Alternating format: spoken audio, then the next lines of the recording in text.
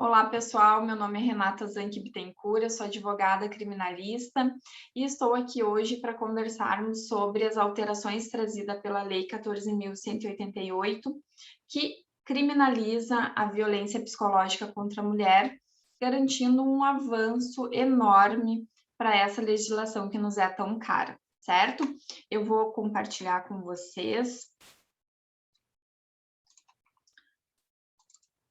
Deixa eu só voltar um pouquinho. Vou compartilhar com vocês aqui uma breve apresentação, só para a gente organizar, né, o nosso raciocínio. Então, o que diz a nova lei, né? A Lei 14.188 entra em vigor hoje, no dia 29 de julho de 2021, e define o Programa de Cooperação de Sinal Vermelho contra a Violência Doméstica.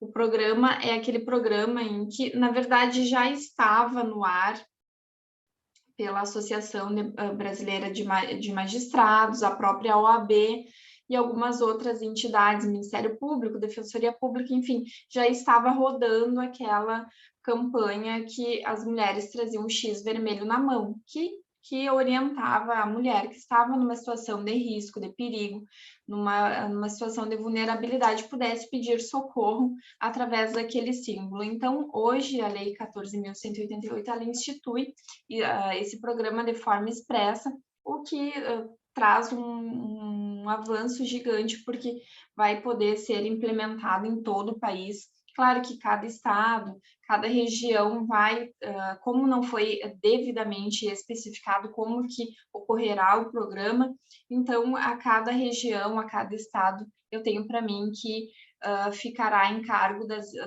dos órgãos, né, dos poderes, Poder Executivo, Legislativo e Judiciário, Defensoria Pública e Ministério Público de cada estado, para definir com as entidades do setor privado como que ocorrerá essa campanha, mas realmente estar expresso em lei é muito benéfico e eu tenho certeza que vai ajudar no avanço dessa conscientização, certo, gente?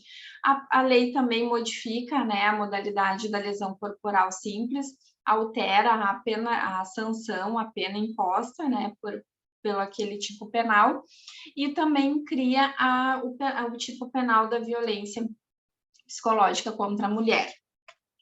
Então, o que diz o novo artigo 147b do Código Penal? Causar dano, olha só, causar dano emocional à mulher que a prejudique e perturbe seu pleno desenvolvimento ou que vise a degradar ou controlar suas ações, comportamentos, crenças, decisões mediante ameaça, constrangimento, humilhação, manipulação, isolamento, chantagem, ridicularização, limitação do direito de ir e vir ou qualquer outro meio que cause prejuízo à sua saúde psicológica e autodeterminação.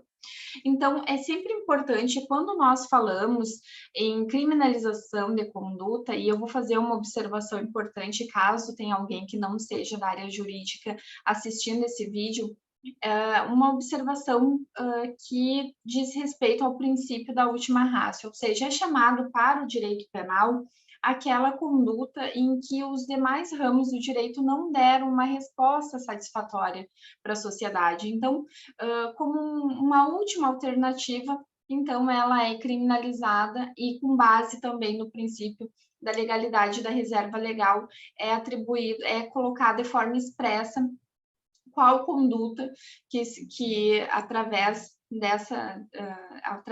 dessa previsão se torna crime e através dessa previsão da conduta ali expressa uma sanção correspondente, certo, gente?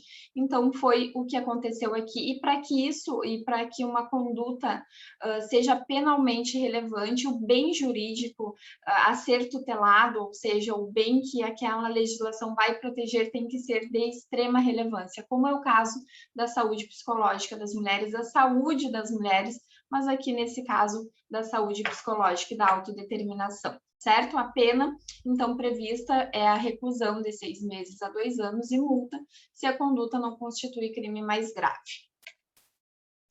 E assim, como a legislação foi publicada hoje e a nossa aula está nessa primeira parte, né, está sendo no dia em que entrou em vigência esse dispositivo, ainda não sabemos como que a doutrina e a jurisprudência vai se posicionar. Então, como é um tema interdisciplinar, que eu acredito e já estou convidando algumas pessoas, algumas profissionais da área da psicologia para conversar conosco, eu fiz uma busca simples no Google para nós entendermos um pouco sobre os significados que é trazido por essa legislação. Então, por exemplo, o significado de constranger, o que é?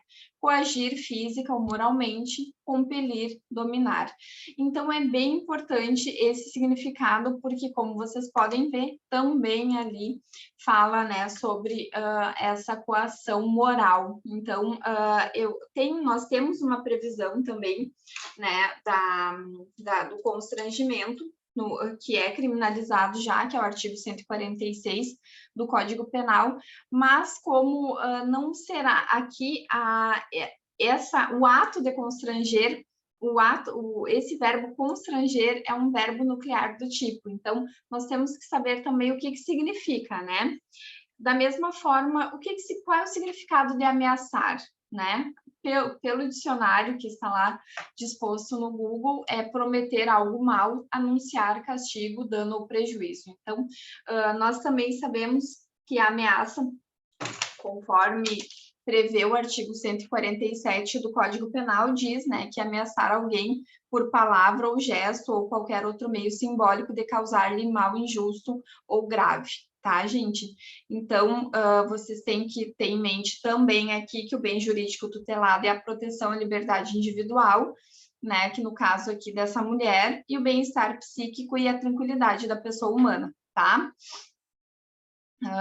E o dano aqui, então, dessa conduta da ameaça seria o desequilíbrio emocional, para vocês verem como condiz com o que nós falamos sobre o bem jurídico tutelado desse artigo 147b do Código Penal, tá? Então, e o que significa, afinal de contas, a humilhação? Lá no nosso dicionário, na rápida explicação que eu busquei para conversar com vocês hoje, diz que a humilhação é um substantivo feminino, né, que significa o ato ou o efeito de humilhar.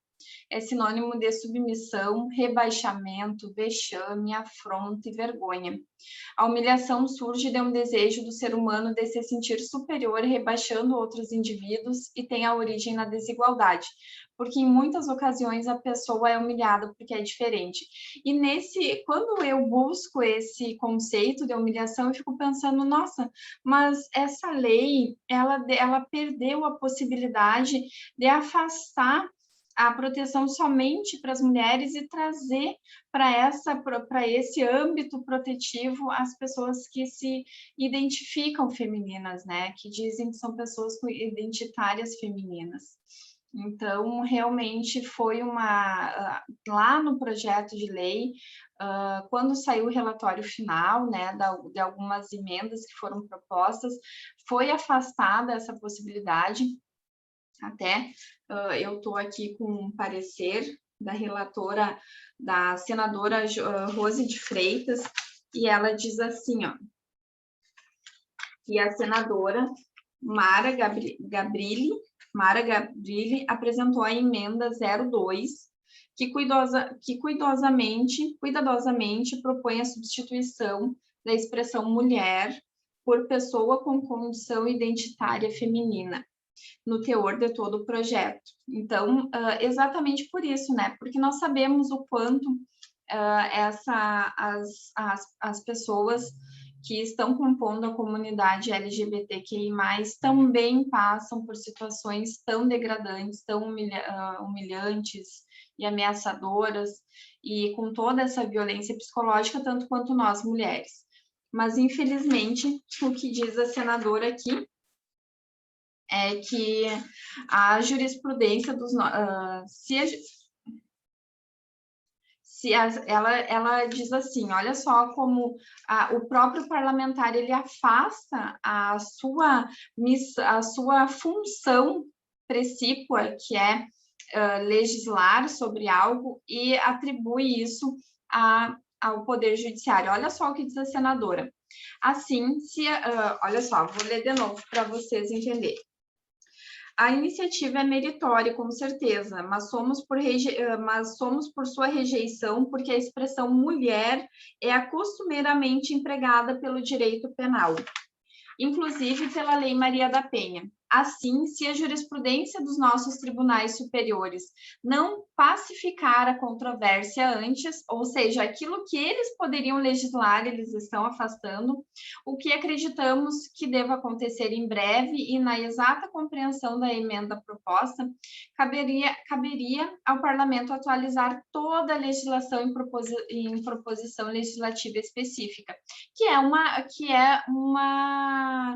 pedido, uma briga, uma luta, na verdade, de todos os penalistas, enfim, nós sabemos aí o quanto uma gama de pensadores e profissionais ligados às ciências criminais estão forçando para que haja, de fato, uma reforma completa do Código Penal e do Código de Processo Penal, e essa reforma não vem nunca. Nós achávamos que iria vir antes da lei do pacote anticrime, acabou que surgiu a lei, bom, e daí vocês já sabem, mas o que eu quero falar para vocês é que a própria senadora, ela diz que há uma necessidade dessa atualização, né?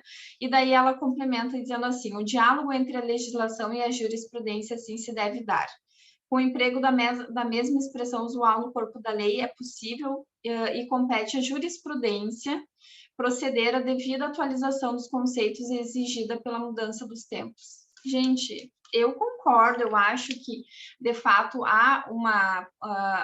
deve haver uma interpretação jurisprudencial da legislação, mas eles perderam a possibilidade e aqui demonstra o quanto os nossos parlamentares, o nosso Congresso, enfim, os nossos legisladores não estão sendo progressistas no sentido de não estarem acompanhando as alterações que está acontecendo de fato na sociedade. É uma pena, mas também agora é a lei que nós temos para analisar, né?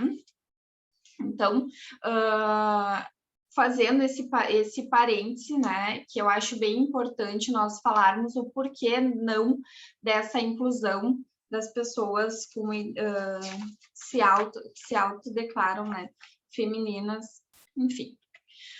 Bom, o que significa, qual é o significado de manipulação? Nosso dicionário lá, ele prevê como manejo, manuseio, manuseamento, maneio, utilização, ato de exercer controle ou influência numa pessoa, controle, influência, domínio, dominação, comando, mando e autoridade. E olha só que louco, gente, porque quando eu fui fazer essa pesquisa para elaborar a aula para vocês, uma das perguntas que é mais ranqueadas pelo Google diz assim no título, como eu posso saber se estou sendo manipulada?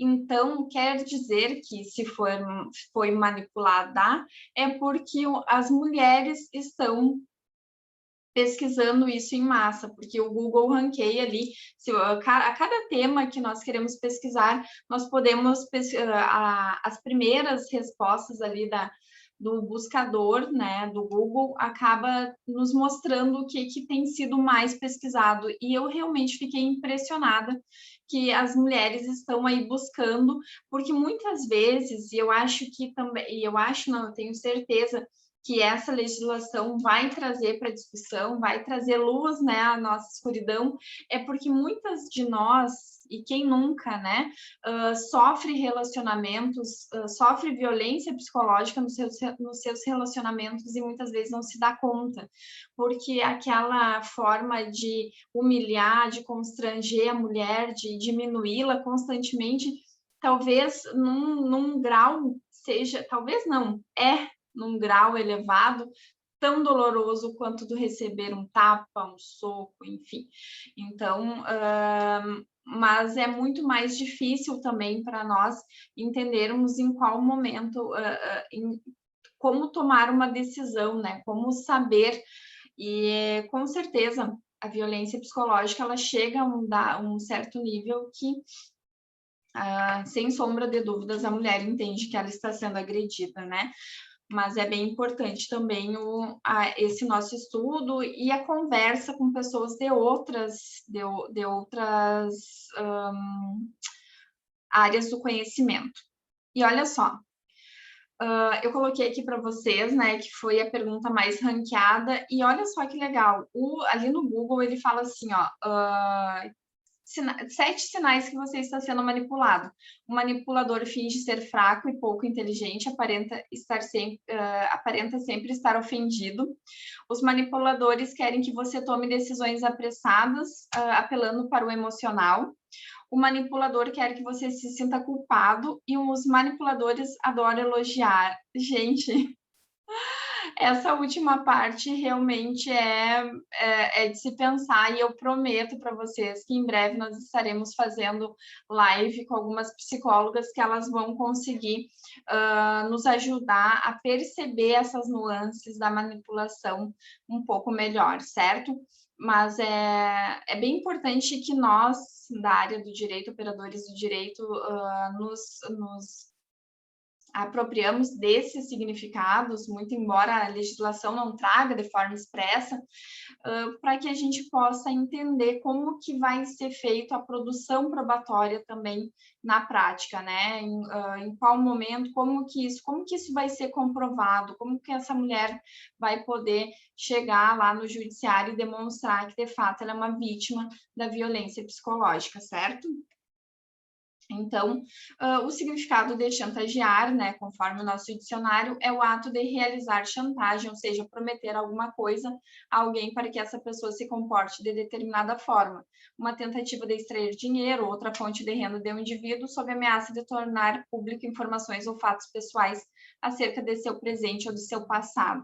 Então, também, né, nós muitas vezes vimos alguns casos de mulheres se silenciar em frente às agressões que sofrem exatamente por essa conduta da chantagem, que agora vem expressa como uma elementar do tipo da violência penal, tá? Significado de ridicularizar, tornar objeto de riso ou de chacota, manter a ridículo, fazer escárnio, de coaçoar, escarnecer, gozar, troçar, zombar. Parece bobo, né, gente? Mas será que bobo no sentido de irrelevante? Mas pensem isso numa mulher em que está sempre sendo coaçada na frente, ou ser, né, motivo de chacota na frente de amigos, ou na frente da família, ou na frente dos filhos. Eu realmente acho que dentro de um contexto agressivo, dentro de um contexto doente, com certeza deve afetar severamente a saúde mental dessa mulher, tá? Mas assim, ó, antes de nós entrarmos aqui no princípio da legalidade e as leis vagas, indeterminadas e imprecisas, eu quero mostrar para vocês de novo essa expressão aqui, olha só. O legislador, ele deixou assim, ó, que, olha só, vamos ler de novo, artigo 147, causar dano emocional à mulher, que prejudique, né? Lá no final ele fala assim, ó, ele esmiuça, né, quais são os comportamentos e fala assim, ó, ou qualquer outro meio que cause prejuízo à saúde psicológica. Eu, num primeiro momento, e eu espero mudar de opinião, de repente, com os comentários de outros profissionais que militem na área do direito das mulheres e do direito das minorias e que tenham suas pesquisas, né, com relação a isso, de repente tem uma impressão diferente da minha. Mas eu sou contra, muitas vezes, o recrudescimento penal, como aumento de pena ou a criminalização de uma conduta. Vejo diferente dessa forma da violência contra as mulheres em razão das nossas estatísticas e o que nós sabemos e sentimos na pele todos os dias em ser mulher no Brasil, tá? Mas também nós não podemos né, em razão dessa paixão que temos pelo tema, nos cegar com relação a alguns critérios penais e processuais penais, tá? Mas nesse sentido aqui, em razão disso, essa expressão qualquer outro meio que cause prejuízo à saúde psicológica me pareceu meio vago, sabe? Porque o legislador aqui, ele deixou muito aberto para que os julgadores tenham juízos de valores sobre a conduta daquele suposto agressor, né? Em relação à saúde psicológica dessa mulher. Então, eu acho que é temerário no sentido de quando nós olhamos para a segurança jurídica que esse dispositivo legal vai trazer para o nosso ordenamento jurídico, tá? E o professor César Roberto Bittencourt, ele fala que o princípio da legalidade, seja na prática cumprindo a finalidade de estabelecer quais são as condutas puníveis, as sanções a elas combinadas, é necessário que o legislador penal evite o máximo o uso de expressões vagas, equívocas ou ambíguas, tá? E ele fala até que Klaus Roxan, né, afirma que uma lei indeterminada ou imprecisa é por isso mesmo pouco clara e por isso mesmo pouco clara, não pode proteger o cidadão da arbitrariedade, porque não implica uma autolimitação do ius puniendi estatal ao qual se possa recorrer. E ele ainda acrescenta, né, que o tema, entretanto, pode chegar a alcançar proporções alarmantes quando o legislador utiliza excessivamente conceitos que necessitam de complementação valorativa, isto é, não descrevem efetivamente a conduta proibida, requerendo do magistrado um juízo valorativo para complementar a descrição típica com graves violações à segurança jurídica. Então, eu até... Opa, desculpa, eu aumentei aqui demais. Eu até separei esse ponto para conversar com vocês, porque eu realmente acho que ficou uma expressão muito vaga, e o próprio doutrinador, ele ainda, para nós finalizar essa questão, né, que eu trouxe para vocês da obra do César Roberto Bittencourt, ele diz que, na verdade, uma técnica legislativa correta e adequada ao princípio da legalidade deverá evitar ambos os extremos, quais sejam tanto a proibição total da utilização de conceitos normativos gerais, ou seja, dessa interpretação valorativa dos julgadores, mas também como o exagerado uso das cláusulas gerais valorativas que não descrevem com precisão as condutas proibidas.